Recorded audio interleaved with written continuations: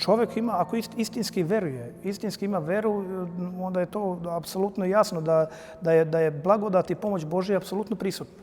Ja znam da je sveti vladika sa nama ovdje, meni neprestano pomaže, radimo zajedno tamo gdje ja ne mogu kao čovjek i kao smrtnik, što kaže, on pomaže, neprestano je tu sa nama.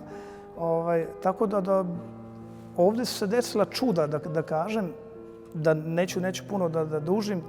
Duž naše porte se proteže jedan dalekovod od 40.000 volti.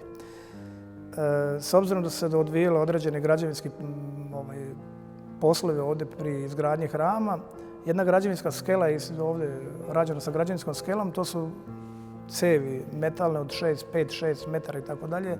Jedan mladić je zakačio taj strujni krug i on je po našem ljudskom gledanju jedan od milijardu koji preživi.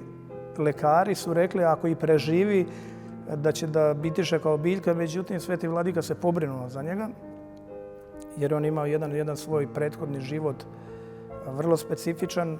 Sveti vladika ga je doveo ovdje da se desi to da bi on na jedan čudesan način bio iselen, to je sad jedan mladić, zdrav, prav, čio i tako dalje.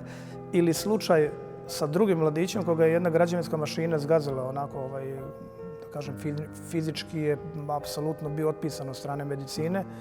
Bio je na VMA, mi smo pozivali lekare, lekare su učinili ono što je bilo do njih i kaže sve ostalo je u rukama Božjim.